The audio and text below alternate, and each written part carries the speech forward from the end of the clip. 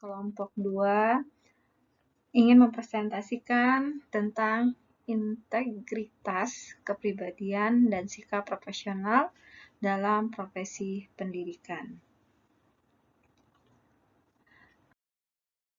Adapun jenis-jenis organisasi profesi kependidikan di Indonesia yaitu yang pertama adalah Persatuan Guru Republik Indonesia atau PGRI. PGRI lahir pada 25 November tahun 1945. Cikal bakal organisasi PGRI adalah diawali dengan nama Persatuan Guru Hindia Belanda pada tahun 1912. Kemudian berubah nama menjadi Persatuan Guru Indonesia pada tahun 1932. Tujuan utama pendirinya PGRI adalah membela pertahanan Republik Indonesia serta memajukan pendidikan seluruh rakyat berdasarkan kerakyatan, membela dan memperjuangkan nasib guru, khususnya nasib buruh pada umumnya. Yang kedua adalah Musyawarah Guru Mata Pelajaran atau MGMP. MGMP merupakan suatu wadah asosiasi atau perkumpulan bagi guru mata pelajaran yang berada di suatu sanggar atau kabupaten atau kota yang berfungsi sebagai sarana untuk berkomunikasi, belajar dan bertukar pikiran dan pengalaman dalam rangka meningkatkan kinerja guru sebagai praktisi atau pelaku perubahan reorientasi pembelajaran di kelas. Tujuannya adalah yang pertama adalah tujuan umum. Tujuan umum MGMP adalah untuk mengembangkan kreativitas dan inovasi dalam meningkatkan profesional guru. Yang kedua adalah tujuan khusus. Yang ketiga, memperluas wawasan dan pengetahuan guru mata pelajaran dalam upaya mewujudkan pembelajaran yang efektif dan efisien. Yang keempat adalah mengembangkan kultur kelas yang kondusif sebagai tempat proses pembelajaran yang menyenangkan dan mengasihkan dan mencerdaskan siswa. Yang kelima adalah membangun kerjasama dengan masyarakat sebagai mitra guru dan melaksanakan proses pembelajaran. Kita lanjut ke Ikatan Sarjana Pendidikan Indonesia atau yang sering disebut ISPI. ISPI atau Ikatan Sarjana Pendidikan Indonesia lahir pada pertengahan tahun 1960-an. Pada awalnya, organisasi profesi kependidikan ini bersikap regional karena berbagai hal menyangkut komunikasi antar anggotanya.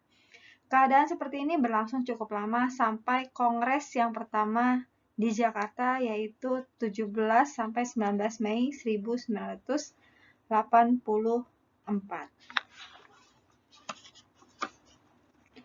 Kita lanjut lagi ke Ikatan Petugas Bimbingan Indonesia atau IPBI. IPBI atau Ikatan Petugas Bimbingan Indonesia didirikan di Malang pada tanggal 17 Desember 1975.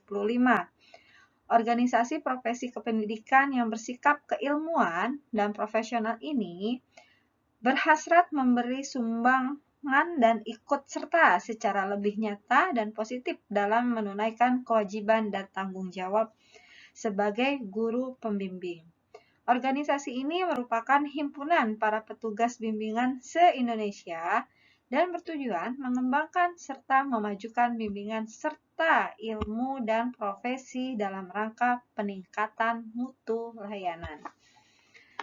Secara rinci, tujuan didirikannya Ikatan Petugas Bimbingan Indonesia atau IPBI adalah sebagai berikut. Yang pertama adalah menghimpun para petugas di bidang bimbingan dalam warga organisasi. Yang kedua, mengidentifikasi dan menginventarisasi tenaga ahli, keahlian, dan keterampilan teknik, alat, dan fasilitas yang telah dikembangkan di Indonesia di bidang bimbingan. Dengan demikian, dimungkinkan pemanfaatan tenaga ahli dan keahlian tersebut dengan sebaik-baiknya. Yang ketiga adalah meningkatkan mutu profesi bimbingan. Dalam hal ini meliputi peningkatan profesi dan tenaga ahli, tenaga pelaksana, ilmu bimbingan sebagai disiplin maupun program layanan bimbingan atau anggaran rumah tangga IPBI. Kita lanjut ke pengembangan organisasi profesi dan pengembangan sikap profesional kependidikan di Indonesia. Yang pertama adalah pengembangan organisasi profesi dan pengembangan sikap profesi kependidikan di Indonesia. Yang pengembangan profesinya yaitu kalau kita ikuti perkembangan profesi keguruan di Indonesia, jelas pada mulanya guru-guru Indonesia diangkat dari orang-orang yang tidak berpendidikan. Khusus untuk memangku jabatan guru. Dalam bukunya Sejarah di Pendidikan Indonesia, Nasution pada tahun 1987 secara jelas melukiskan sejarah pendidikan Indonesia terutama dalam zaman kolonial Belanda, termasuk juga sejarah profesi keguruan. Guru-guru yang pada mulanya diangkat dari orang-orang yang dididik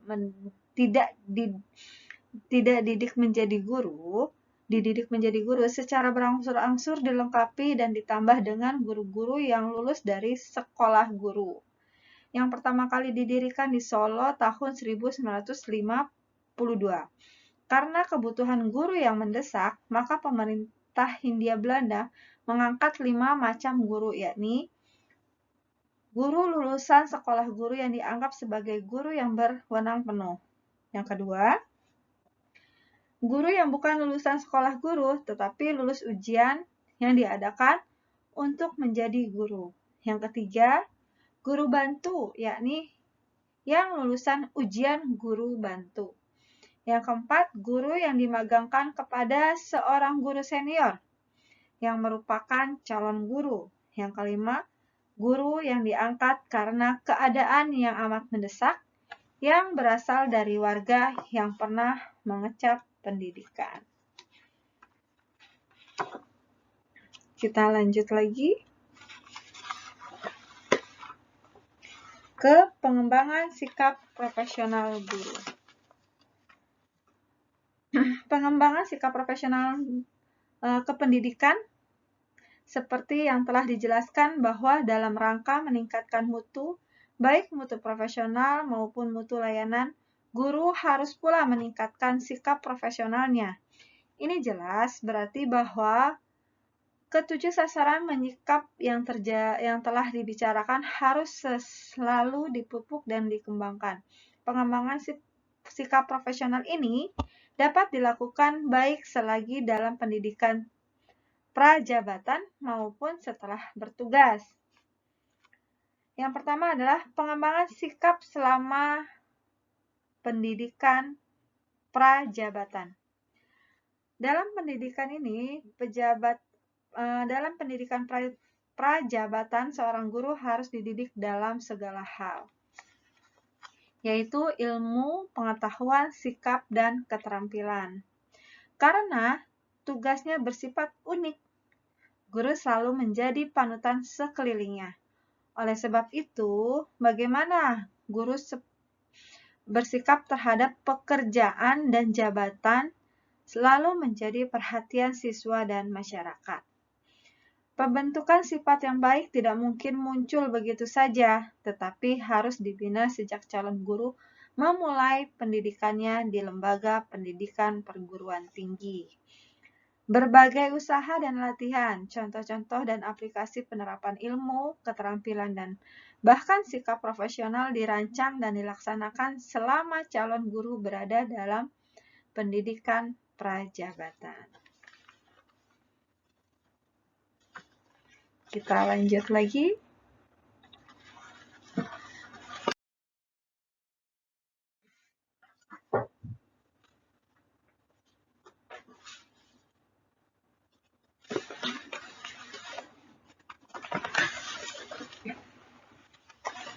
Peran organisasi profesi kependidikan di Indonesia. Jabatan profesional harus memiliki wadah untuk menyatakan gerakan, langkah, dan mengendalikan keseluruhan profesi, yaitu organisasi profesi guru di negara kita. Wadah ini telah ada dan dikenal dengan Persatuan Guru Republik Indonesia atau yang sering disebut PGRI. Organisasi ini didirikan sebagai wujud aspirasi guru Indonesia dalam mewujudkan cita-cita perjuangan bangsa. Salah satu tujuan organisasi ini adalah mempertinggi kesadaran sikap, mutu, dan kegiatan profesional guru, serta meningkatkan kesejahteraan guru. Organisasi profesional kependidikan selain sebagai ciri suatu profesional kependidikan, sekaligus juga memiliki fungsi tersendiri yang bermanfaat bagi anggotanya.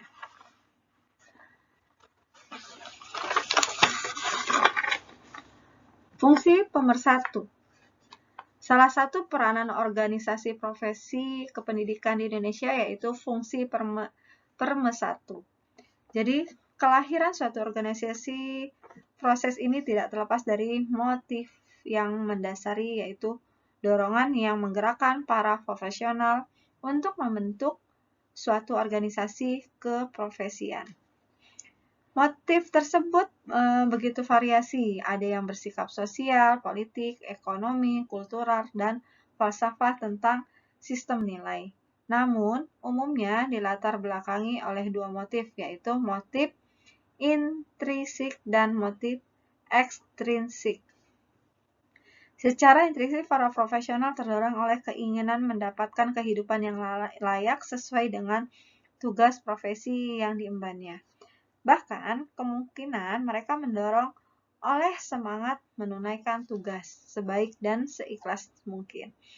Secara intrinsik, mereka terdorong oleh tuntutan masyarakat, pengguna jasa suatu profesional yang semakin hari semakin kompleks. Yang kedua adalah fungsi peningkatan kemampuan profesional. Fungsi kedua dari organisasi profesional meningkatkan kemampuan profesional para pengemban profesi kependidikan. Fungsi ini secara jelas tertuang dalam PP nomor 38 tahun 1992 pasal 61 yang berbunyi tenaga kependidikan dapat membentuk ikatan profesi sebagai wadah meningkatkan dan mengembangkan karir, kemampuan, kewenangan, profesional, martabat, dan kesejahteraan tenaga pendidik. PP tersebut menunjukkan adanya legalitas formal yang secara tersirat mewajibkan para anggota profesional kependidikan untuk selalu meningkatkan kemampuan profesionalnya melalui organisasi atau ikatan profesi kependidikan. Peningkatan kemampuan profesi tenaga kependidikan berdasarkan kurikulum tahun 1994 dapat dilakukan melalui dua program, yaitu program tekstruktur dan program instruktur. Program tekstruktur adalah program yang dibuat dilaksanakan sedemikian rupa, mempunyai bahkan dan produk kegiatan belajar yang dapat diakreditasikan secara akademik dan jumlah SKS tertentu. Dengan demikian, pada akhir program peserta akan memperoleh sejumlah SKS yang pada gilirannya dapat disertakan dengan kualifikasi tertentu.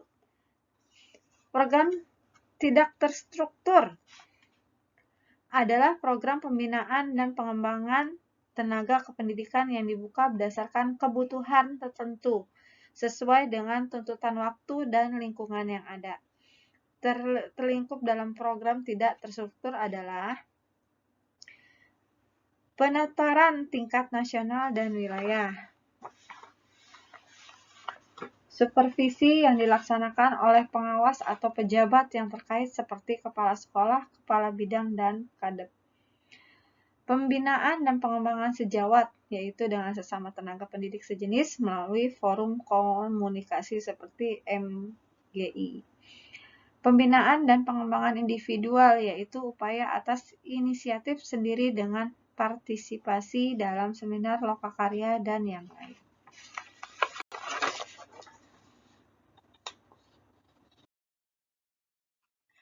Kita lanjut ke sikap profesional kependidikan di Indonesia.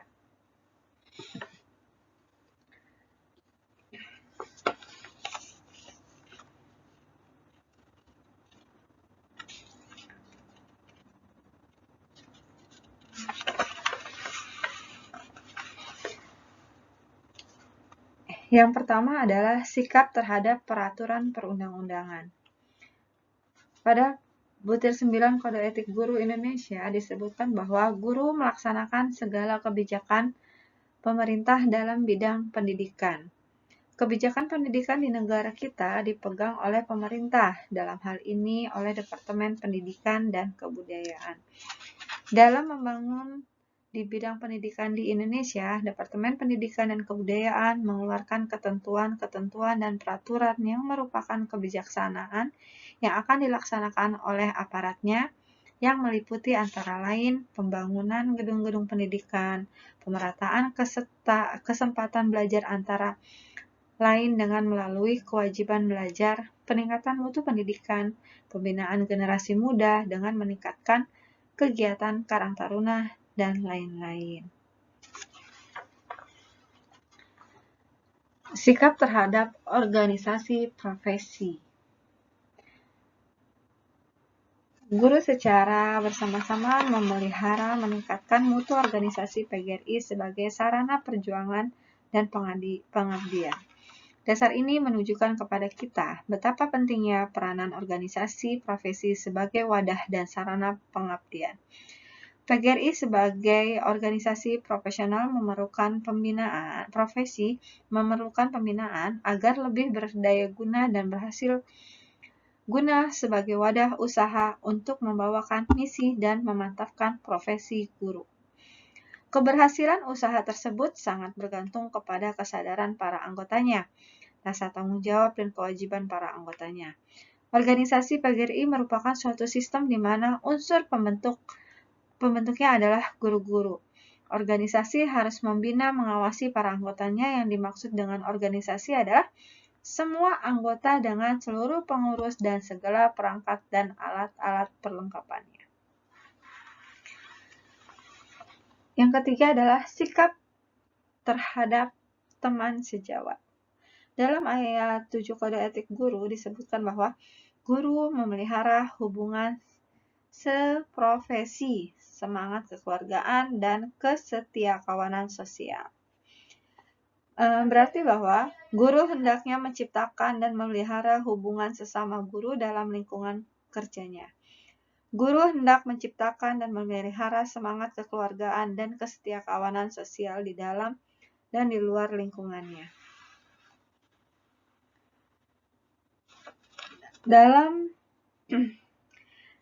Dalam profesional guru, dalam Kode Etik Guru, Indonesia menunjukkan betapa pentingnya hubungan yang harmonis perlu diciptakan dengan mewujudkan perasaan bersaudara yang mendalam antara sesama anggota profesi. Hubungan sesama anggota profesi dapat dilihat dari dua segi, yakni hubungan formal dan hubungan kekeluargaan.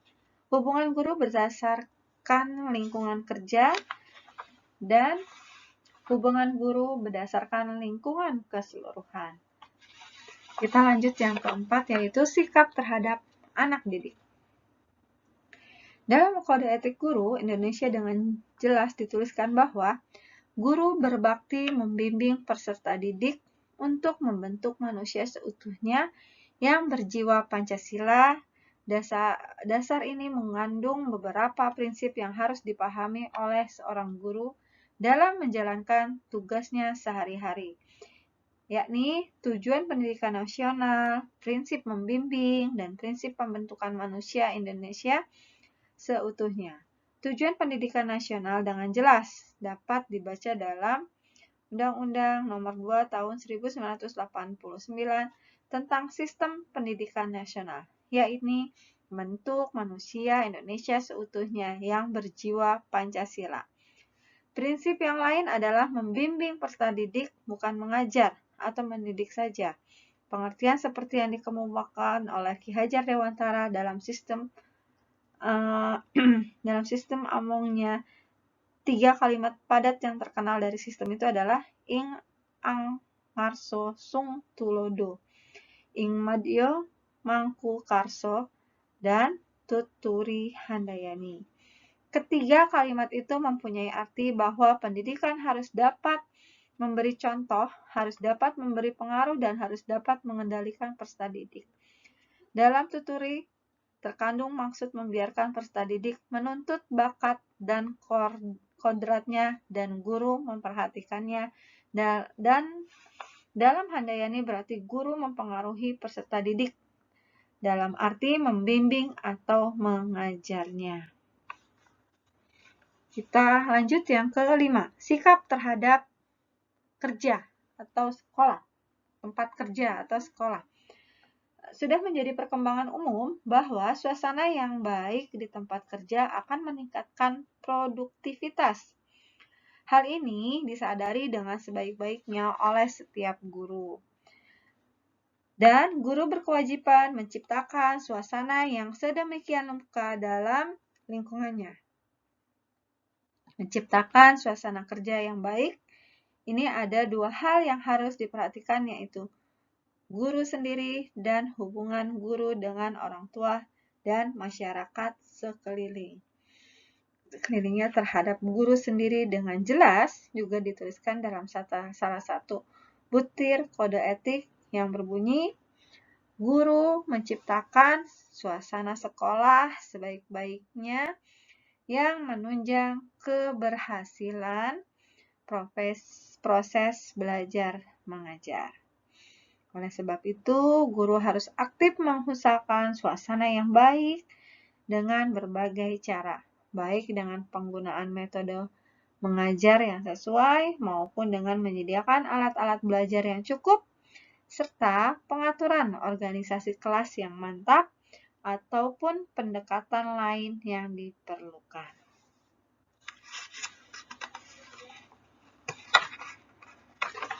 Kita lanjut yang ke-6. Sikap terhadap pemimpin. Sikap terhadap pemimpin. Sebagai salah satu anggota organisasi, baik organisasi guru maupun organisasi yang lebih besar, guru akan selalu berada dalam bimbingan dan pengawasan pihak atasan. Dari organisasi guru ada kepemimpinan yang dimulai dari pengurus cabang, daerah sampai ke pusat. Begitu juga sebagai anggota keluarga besar, Departemen Pendidikan dan Kebudayaan. Ada pembagian pengawasan mulai dari kepala sekolah dan seterusnya sampai Kementerian Pendidikan dan Kebudayaan. Yang ke-7, sikap terhadap pekerjaan. Profesi guru berhubungan dengan anak didik yang secara alami mempunyai persamaan dan perbedaan. Tugas melayani orang yang beragam sangat memerlukan kesabaran dan ketelatenan, terutama bila berhubungan dengan peserta didik yang masih kecil. Barangkali tidak semua orang dikaruniai sifat seperti itu. Namun, bila seseorang telah memilih untuk memasuki profesi guru, ia dituntut untuk belajar dan berlaku seperti itu. Untuk meningkatkan mutu profesi secara sendiri-sendiri, guru dapat melakukan secara formal maupun informal. Secara formal artinya guru mengikuti berbagai pendidikan lanjutan atau kursus yang sesuai dengan bidang tugasnya. Dalam bidang tugas, keinginan, waktu, dan kemampuannya, secara informal, guru dapat meningkatkan pengetahuan dan keterampilan melalui media massa seperti televisi, radio, majalah ilmiah, koran, dan sebagainya. Di dalam kode etik guru Indonesia, butir ke-6 ditujukan kepada guru baik secara pribadi maupun secara kelompok untuk selalu meningkatkan mutu dan martabat profesinya. Guru sebagaimana juga dengan profesi lainnya tidak mungkin dapat meningkatkan mutu dan martabat profesinya bila guru tidak meningkatkan atau menambah pengetahuan dan keterampilannya. Karena ilmu pengetahuan yang menunjang profesi itu selalu berkembang sesuai dengan kemajuan zamannya. Nah, demikian presentasi dari kami dari kelompok 2 yang beranggotakan saya sendiri, Liana, Ibu Widowati, Febrina Fauzia, Aska Dewi Rizka, Nur Rohilahi, dan Kiki Frikia. Terima kasih. Assalamualaikum warahmatullahi wabarakatuh.